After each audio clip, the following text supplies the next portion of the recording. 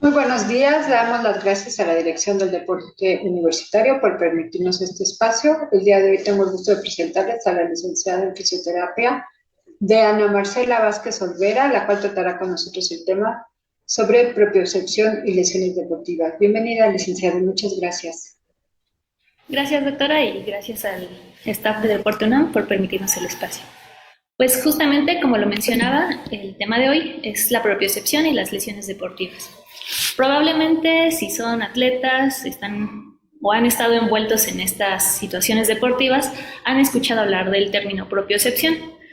Si hemos tenido una lesión, todavía es más probable que lo hayamos trabajado o nos hayan mencionado esa palabra. En la plática vamos a hablar, puse esta imagen justamente con el objetivo de aclarar ciertos conceptos y ciertas ideas sobre lo que es la propiocepción y cómo se puede trabajar. Si hablamos de forma general o de lo más conocido, pues relacionamos mucha esta parte de la propiocepción con trabajar en superficies inestables, como lo está trabajando aquí la chica, la atleta. Sin embargo, bueno, pues vamos a hablar un poquito de por qué tendríamos que trabajarlo, o sería un poquito más útil trabajarlo sobre una base estable, como lo está haciendo el chico de la derecha. Ahora, vamos a partir de la idea o del concepto que tenemos sobre los sentidos. Sabemos y se nos ha enseñado desde chiquitos que tenemos 5, ¿cierto? Ellos son la visión, la audición, el tacto, el gusto y el olfato. A cada uno de estos sentidos pues le corresponde o está relacionado con un órgano que es el que detecta estas señales y bueno, después se hace todo un proceso de integración a nivel del sistema nervioso. Entonces, bueno, la visión con los ojos, la audición con los oídos, el tacto con los receptores cutáneos, el gusto con la lengua y el olfato con la nariz. Esto es bien conocido por todos y por todas y pues hasta aquí pues no hay mayor problema. Sin embargo, aunque no es tan reciente, no es tan conocido otros, bueno, el descubrimiento, digamos, la conceptualización de otros dos sentidos. ¿A cuáles nos referimos? Pues bueno, justamente aquí, bueno, antes de pasar a la siguiente, estos sentidos los conocemos como sentidos exteroceptivos, es decir, me ayudan a relacionarme con todo lo que está a mi alrededor, en mi ambiente, en el exterior. Lo que yo veo, lo que yo siento, lo que yo puedo escuchar, puedo oler, puedo degustar, ¿no? Entonces, estos dos sentidos de los que les hablo, justamente apoyada de esta infografía de la Facultad de Medicina, pues se refiere, uno es la interocepción, que es la capacidad de percibir lo que ocurre dentro de nuestro cuerpo, relacionado, por ejemplo, a la frecuencia cardíaca, es decir, si la tenemos un poquito elevada, a lo mejor después de hacer un ejercicio, de ciertas condiciones que involucren o que condicionen que mi frecuencia cardíaca se vea alterada, ¿no? Otras sensaciones que nos permite percibir esta interocepción es pues si yo tengo hambre, si tengo sed, entre algunas otras, ¿no? La respiración también entra dentro de estas sensaciones. El que vamos a enfocar ahorita, o justamente la plática trata hoy, es la propiocepción. Aquí la infografía nos conceptualiza la propiocepción como la capacidad de detectar el movimiento y la posición de nuestros músculos y articulaciones y estar conscientes de nuestra postura corporal. Si ahora mismo yo les pregunto, sin voltear a ver nada más que la pantalla, ¿cómo están situados sus pies? Bueno, a lo mejor en mi caso yo sé que están recargados en la silla, bueno, están mis rodillas flexionadas, mi columna está ligeramente flexionada, tengo mis brazos apoyados en la mesa. Entonces, este ejercicio lo hicimos de forma consciente, pero justamente esa es la propiocepción, la capacidad que tenemos de saber cómo están ubicadas nuestras articulaciones, nuestros músculos, en general, con respecto al espacio en el que nos estemos desenvolviendo. Ahora, si bien no hay una definición totalmente establecida o que ya se haya dado por los consensos, porque todavía hay ligeras diferencias, pues un concepto que más o menos engloba a lo que se refiere sería este, la conciencia del estado mecánico y espacial del cuerpo y sus partes musculoesqueléticas, que básicamente es eso que ya mencioné. Cómo yo sé, consciente o inconscientemente, la ubicación y la posición de mis articulaciones, de mis músculos. Ahora, ¿cómo logramos o cómo logra el sistema nervioso integrar esa información? Bueno, lo hacen mediante los propioceptores. Así como pues, en la visión, en todos los sentidos que mencionábamos al inicio, tienen un órgano y ciertos receptores que perciben esas señales, pues lo mismo con esta parte propioceptiva. La mayoría de estos receptores se encuentran de manera periférica, es decir, en nuestros músculos o en nuestras articulaciones. Entonces, hablamos de algunos, como son los usos neuromusculares. Esos están ubicados en los músculos, justamente, y bueno, ¿cómo funcionan más o menos? Imaginemos en el caso de una flexión de codo, donde el músculo principal o agonista, el que realiza el movimiento, es el bíceps braquial. El músculo antagonista, el que se resistiría a este movimiento, pues es el tríceps. Los usos musculares funcionan de dos formas, básicamente. El primero es que detectan esta tensión de mi bíceps braquial, si es el movimiento que yo quiero, y relajan al músculo, al tríceps, o sea, al antagonista. ¿Para qué? Para que este no se tense y me frene este movimiento. Entonces, si yo hago la flexión de codo, el uso neuromuscular permite justamente que se relaje este y se haga el movimiento.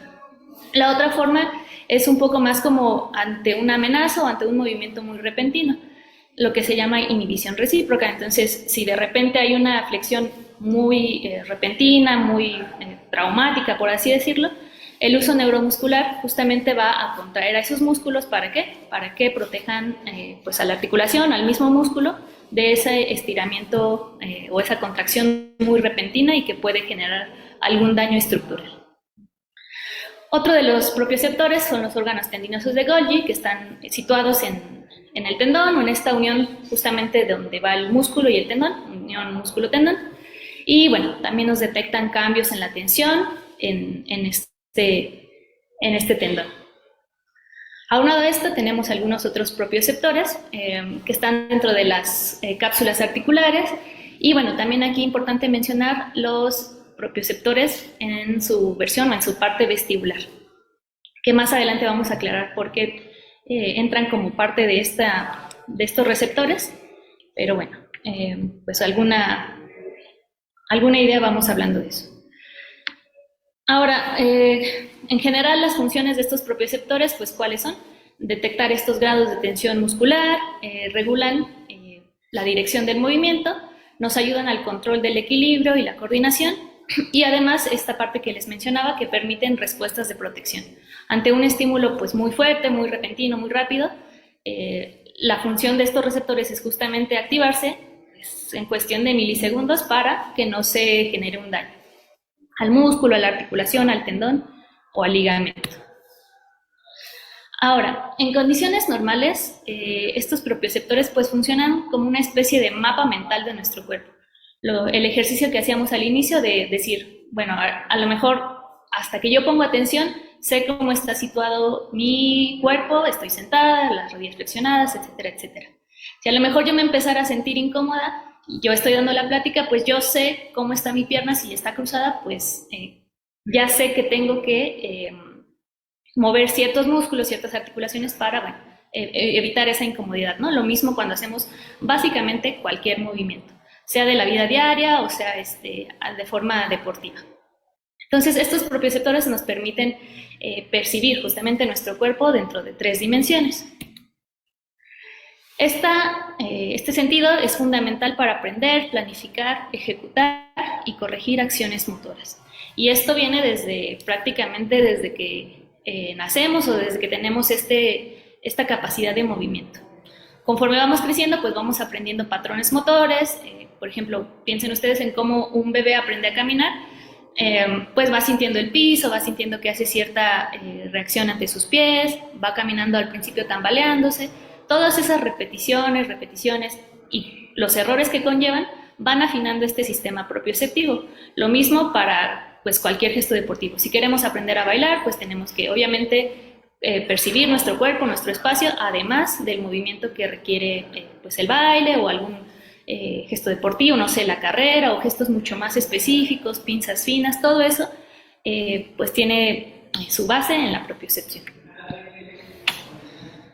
Ahora, lo mismo, en situaciones normales, para que este sistema propioceptivo funcione bien, tienen que cumplir 2 características. Bueno, son varias, pero lo podemos agrupar en estas 2, que tienen que ser rápido y tiene que ser ajustado. ¿A qué me refiero con rápido?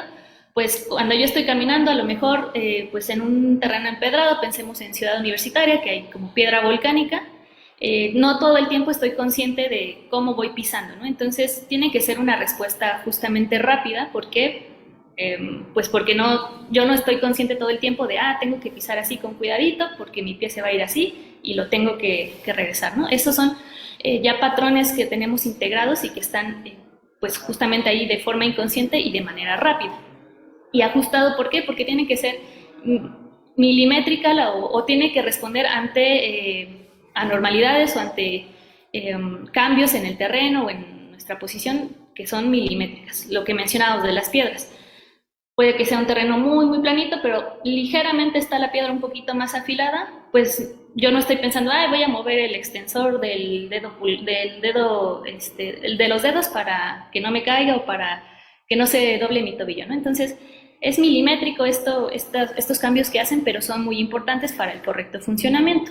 Entonces, esto es en condiciones normales, ¿no? Ahora, más adelante vamos a hablar cómo se afecta en condiciones de alguna lesión, en este caso deportiva. Pero bueno, antes de eso, me gustaría hablar de cómo se evalúa la propiocepción. Hay diferentes test y mediciones que pues poco a poco con los años se han ido investigando. Sin embargo, sí hay algunas limitantes para decir que podemos evaluar la propiocepción como 100% o aislarla y medirla como, no sé, mediríamos a lo mejor un rango articular o, no sé, la fuerza con la isocinesia. A día de hoy no hay un test que sea 100% o únicamente fiable o válido para medir esta propiocepción. Justamente estas limitantes son que, bueno, las pruebas propioceptivas y funcionales, pueden verse afectados por otros déficits. O sea, si a lo mejor yo tuve una lesión, puede ser que yo tenga un déficit de fuerza y por eso mi propiocepción esté como alterada o no sea realmente la propiocepción la que está actuando o la que podría estar limitada, entre algunas otras causas que podrían ser. Y bueno, también otra limitante es que estas pruebas evalúan de forma consciente. Yo no puedo decir si tienes bien o mal tu propiocepción, porque al final tengo que hacer un ejercicio consciente de decir, voy a colocar aquí tu articulación, tú tienes que decirme si está... Bueno, vamos a ver algunos tests para aclarar un poco esta parte, pero bueno, a lo que voy es que se tiene que hacer de forma consciente y en la práctica pues no estamos justamente haciéndolo de forma, lo estamos haciendo de forma inconsciente. Entonces a esta imagen que les pongo es justamente de algunas pruebas que se han hecho. Si ven, en todas tienen la característica de que se aísla el sistema visual, o sea, se pone una venda sobre los ojos. Algunos de estos test pues consisten en poner la articulación en cierta posición con una máquina o lo puede hacer el evaluador y el paciente tiene que intentar copiar esa misma posición. Entonces, imaginemos que la máquina de isocinesia me pone el hombro así, regresa a la posición inicial y lo que yo tengo que hacer para ver si tengo mi sistema propioceptivo bien es volver a colocar esa misma posición de forma ya yo activa. Entonces, ahí sabríamos pues qué tanta propiocepción tenemos o qué tan afectada puede estar. Hay algunos otros sistemas de evaluación. Este aparato yo solo lo he visto una vez. ¿Por qué? Porque es caro y porque, pues digamos, no es tan útil o tan práctico a la hora de pues estar evaluando o estarlo utilizando con las lesiones deportivas, que básicamente es una tabla pues no inestable, pero sí que permite que con cambios en mi peso, conforme yo apoyo más o menos sobre algún extremo u otro del pie, pues pueda yo colocar mi pie de acuerdo a la máquina en una forma neutra, ¿no? Entonces, es un sistema pues caro y lo que les mencionaba tampoco es necesario. Entonces, continuamos ya con algunos test pues, que se usan más en la práctica del día a día. Este del dedo nariz es muy conocido, entonces el evaluador pide que toques con tu índice el dedo del evaluador y después tu nariz. Normalmente no tendría que haber pues muy poco el margen de error si estamos bajo condiciones normales, pero bueno, tal vez lo recuerden, es uno de los tests que se hacen con personas que están bajo los efectos del alcohol para evaluar justamente esta coordinación dedo-mano y esta propiocepción también se puede evaluar. Hay condiciones neurológicas en las que estos test que nos podrían parecer súper sencillos se pueden totalmente desviar de lo que consideraríamos normal. Aquí tenemos otro test que es el de localización del pulgar. Es un video, entonces aquí el evaluador va a colocar al miembro superior del paciente en determinada apertura, abducción, aducción, etc. Y el paciente con una pinza tiene que intentar tocar su pulgar. Entonces vean ahí cómo lo realiza. El paciente lo tiene que hacer con los ojos cerrados. Y bueno, ahí está, básicamente es esta percepción de saber, aunque alguien más mueva en este caso mi brazo, pues yo pueda, sin problema, tocar mi pulgar del lado contrario. Hay algunos otros test, estos son para miembro superior, son 2, hay varios otros más. Para el tronco es un poco también impráctico, pero se hace con una máquina de isocinesia que te coloca en cierta posición de flexión lumbar, de nuevo, te regresa y tú activamente tienes que decir, aquí estaba en esta posición. Entonces, pues es un poco impráctico y tampoco nos da tantos datos o tanta información valiosa a la hora de prescribir el ejercicio.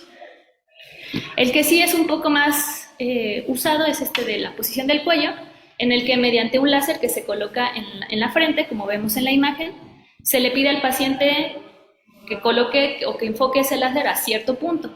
Primero con los ojos abiertos o descubiertos y después con los ojos cerrados. Esto sí nos informaría más acerca de la posición del cuello y es también importante, ¿por qué? Porque justamente en la zona de la cabeza pues tenemos este sistema vestibular. Entonces en pacientes que sufren vértigo, en pacientes que han tenido algún traumatismo cervical y que se ve afectado como esa parte propioceptiva, es un test y un ejercicio bastante útil. También muy conocido, podemos evaluar parte de la propiocepción como la discriminación entre dos puntos. Básicamente es colocar dos objetos puntiagudos en el cuerpo del paciente.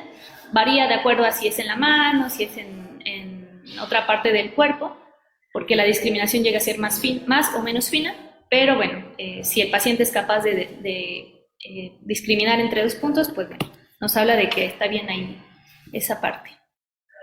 Para los miembros inferiores se conoce como limb position y pues es básicamente lo mismo, como en el de los miembros superiores, colocar la articulación en cierta posición, medirla y después pedirle al paciente que activamente intente replicar esa posición.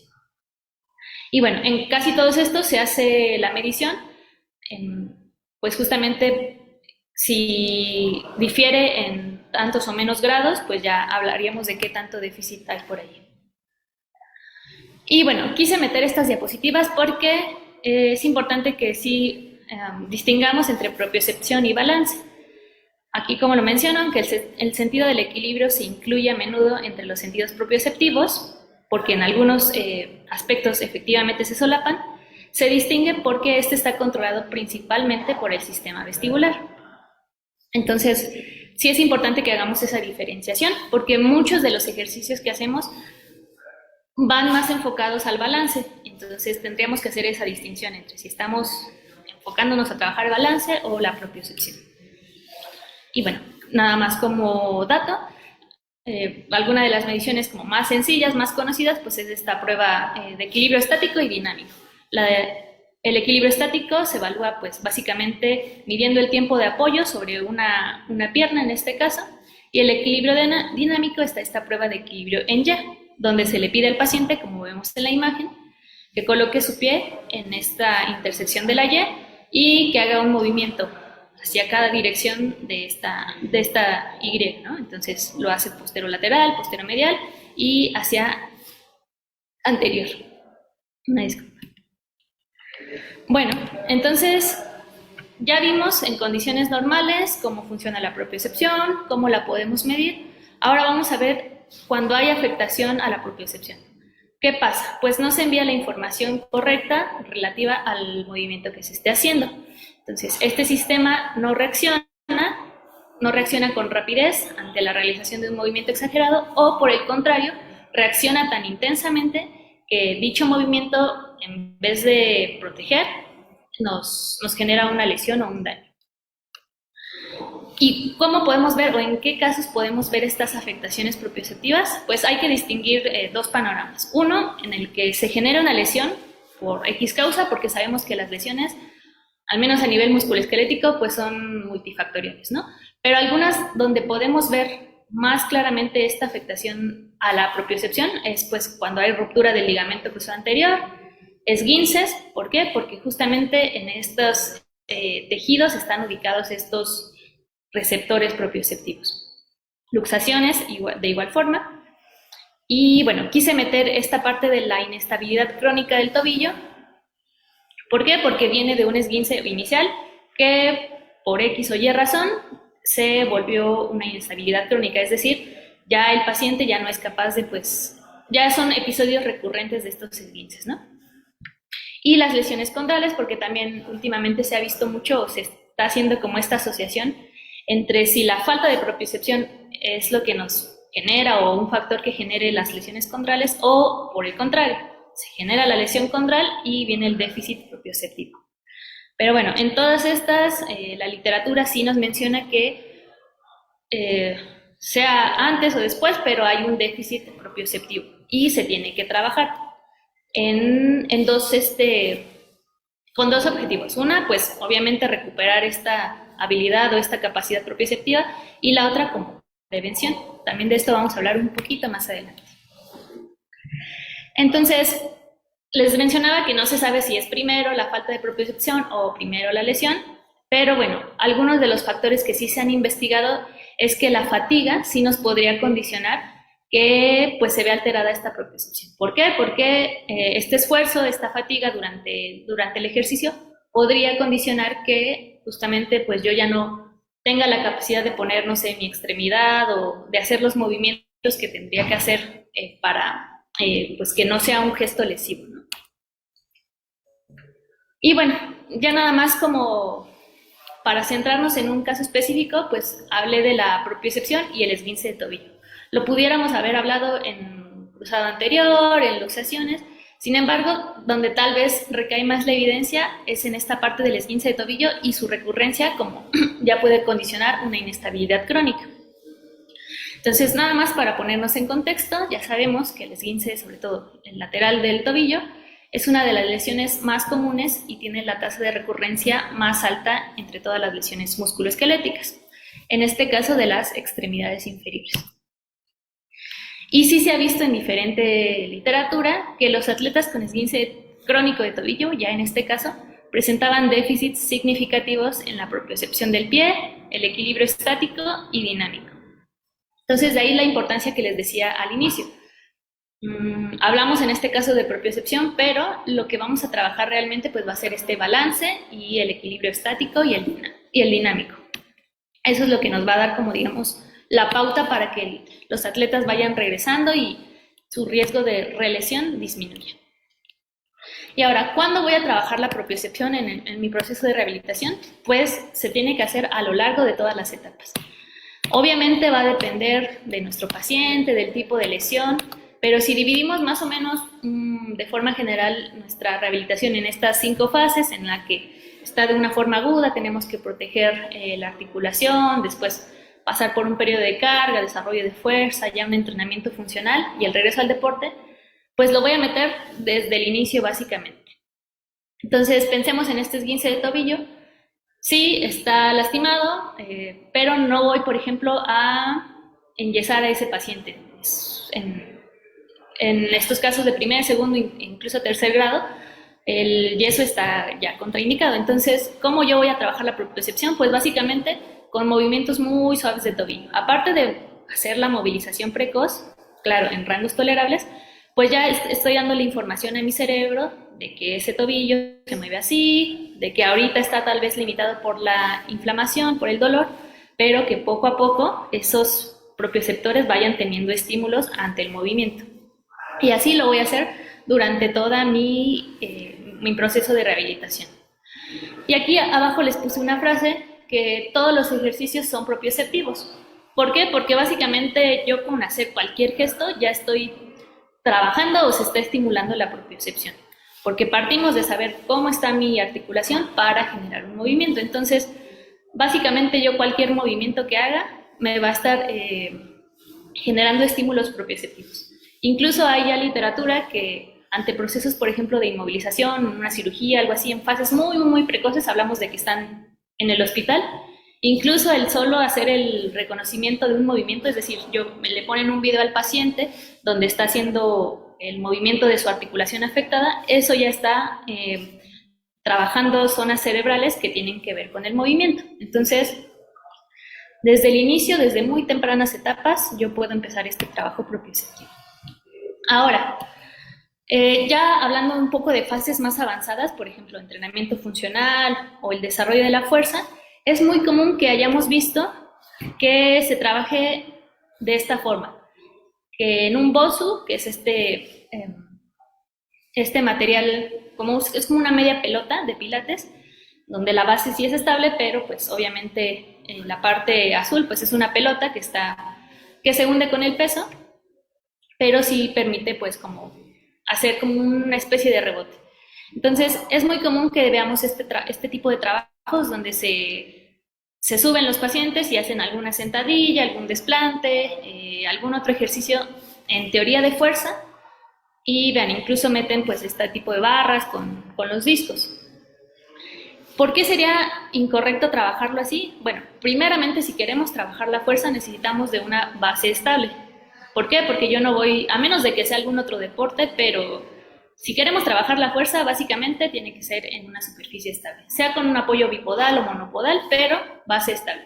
En una superficie inestable como pues los vectores de fuerza van por todos lados, ninguno se distribuye, digamos, de forma lineal, entonces pues ahí no trabajamos la fuerza. Podrían decir, bueno, pero para la propiocepción igual y sí. Entonces, eso también es una afirmación un tanto errónea. ¿Por qué? Uno, porque ya si de entrada metemos peso, pues ya estamos un poco arriesgándonos a alguna otra lesión, ¿no? Porque es una base inestable. Y aunque tengamos el control, se ha demostrado en estudios, de esto vamos a hablar también un poquito más adelante, que estamos preponderando otro tipo de sistemas, no tanto el propioceptivo. Entonces, al estar yo bailando tanto en la superficie inestable, dependo más de mi vista, de mi sistema vestibular para equilibrarme, más que del sistema propioceptivo. Entonces, bueno, este trabajo en superficies inestables no tiene utilidad en el entrenamiento de fuerza, es poco transferible a gestos deportivos y lo que mencionábamos, da más peso o más dependencia del sistema visual o vestibular.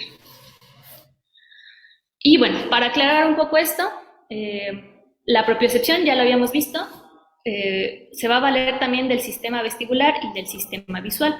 Eso se integra a nivel del sistema nervioso central, la corteza y el cerebelo, y pues nos da una respuesta, ¿no? Es decir, yo qué músculos voy a mover, qué articulación va a hacer cierto movimiento para generar el movimiento deseado. Hay algunos estudios que más o menos distribuyen así la propiocepción, que está dada un 70% por estos receptores que hablábamos al inicio, un 20% por la parte vestibular y un 10% por la parte visual. En personas, por ejemplo, en ciegos va pues, a moverse este porcentaje, pero bueno, básicamente, digamos, o de manera general lo podríamos dividir así, o se divide así. Entonces, al yo trabajar en una superficie inestable como es el BOSU, voy a estar compensando más con otro tipo de sistemas, como el vestibular, el visual, y el sistema propioceptivo pues sí va a trabajar de cierta forma porque siempre está activo, pero pues no va a ser el objetivo principal, ¿no? Entonces, para esto, pues sí se recomienda justamente no tal vez tirar todos estos implementos como de bases inestables porque son también útiles para muchas otras intervenciones, incluso para la propiocepción sí se trabaja de la forma adecuada. Entonces, bueno, nada más quería como aclarar eso, porque lo que les mencionaba al inicio con la primera imagen está muy relacionado como esta parte propioceptiva con los BOSUs, con subirse y con mil implementos y entre más podría parecer mejor, sin embargo no lo es. Hablando un poco de la propiocepción y el riesgo de lesión, se ha visto, sí, en algunos estudios que pues justamente el trabajo de balance y indirectamente de la propiocepción nos va a evitar movimientos articulares excesivos y vamos a tener un buen posicionamiento ante nuestros gestos, ¿no? Esto es importante, obviamente, para la prevención de lesiones y, como lo vemos aquí en la gráfica, es parte de todo un conjunto de trabajo para disminuir el riesgo de lesión. Sin embargo, o sea, tiene su importancia, pero siempre recalcar, o siempre les recalco, que el entrenamiento de fuerza es el que tiene mayor evidencia y mayor peso a la hora de pues, reducir este riesgo de sufrir una lesión.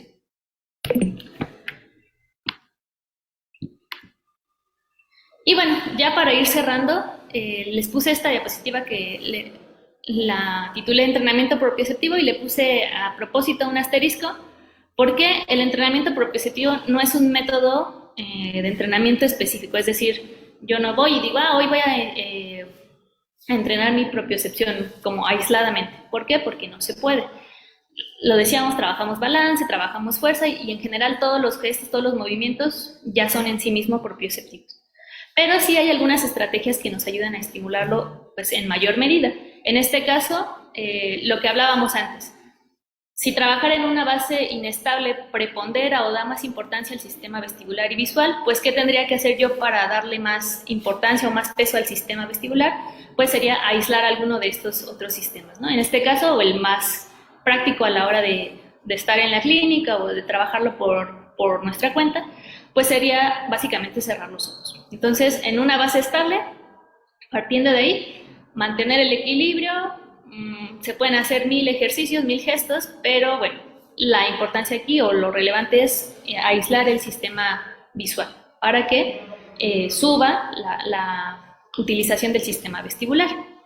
Entonces, si a lo mejor allá quien nos esté viendo ha sufrido algún esguince o está en esa fase de recuperación, se podría dar cuenta que le falta esa parte de equilibrio. ¿Por qué? Inténtense mantener en un pie y van a ver cómo bailan en comparación con el otro pie. Es un desequilibrio bastante importante en la mayoría de los casos. Entonces, esa es una forma de trabajarlo. ¿Qué otra estrategia les podría dar? Pues que sea con una adecuada progresión. Entonces, esta la podemos dar conforme al apoyo. Entonces, inicialmente podemos hacerlo de una forma bipodal, es decir, con los dos pies apoyados. De ahí vamos metiendo, por ejemplo, cerrar los ojos o hacer algunos otros gestos que digamos, nos muevan o nos generen perturbaciones, ¿vale? Ya de este bipodal pasamos a un monopodal bipodal, es decir, estamos alternando entre dos y un pie. Y al final pasar a un apoyo monopodal.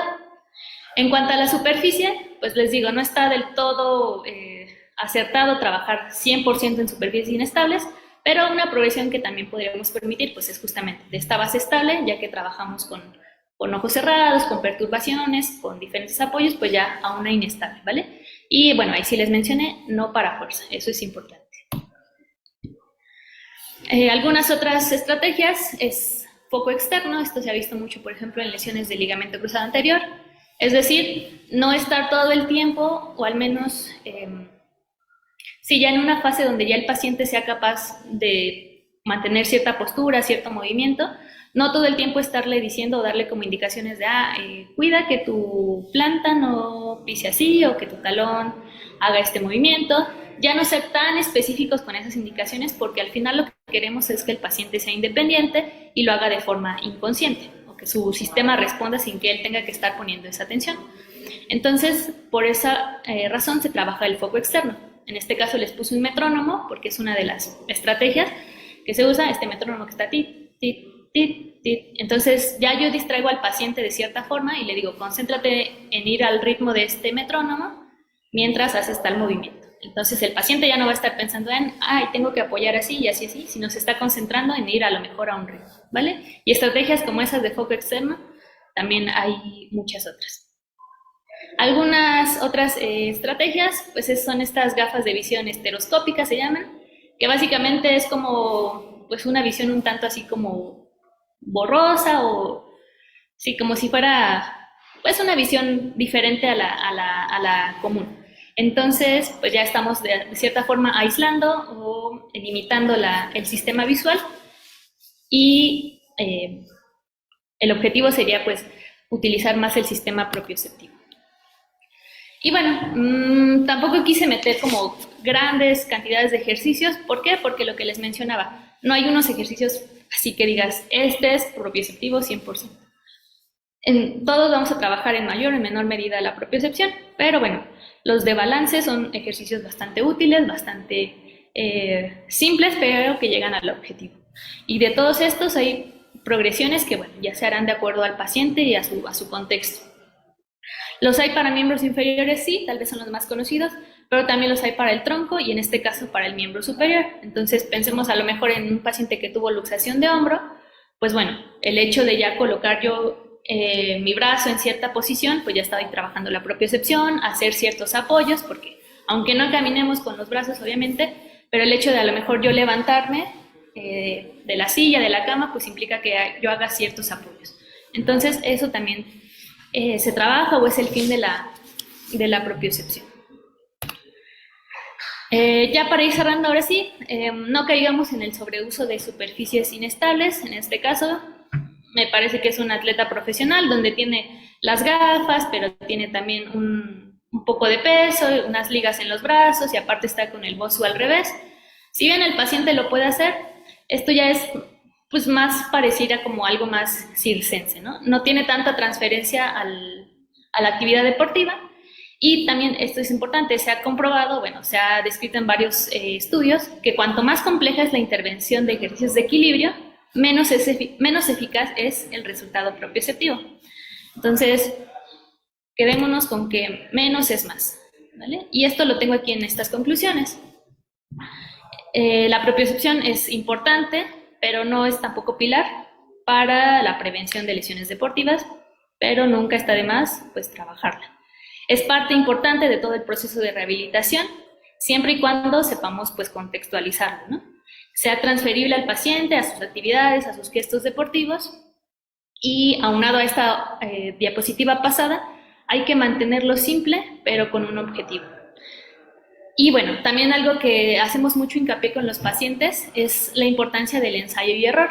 Muchas veces vienen de alguna lesión, les pedimos justamente que este balance en una sola pierna a lo mejor, y luego se caen en algún ejercicio de balance, pues les cuesta muchísimo, ¿no? Y se desesperan. Justamente les damos como estas indicaciones de que esos errores, esos pequeños ajustes que van haciendo para equilibrar su cuerpo, para volver a la posición, todos esos ajustes están funcionando en el cerebro, están dando retroalimentación. ¿Para qué? Para que a la hora de pues, volver al deporte, pues sea de forma inconsciente, ¿no? Entonces, es importante que no se desesperen, que si están en una situación donde la propiocepción está alterada, pues se trabaje. Justamente este ensayo y error junto con la progresión, pues nos va a ayudar a que se domine este sistema propioceptivo de la mejor manera. Y bueno, pues eso sería todo.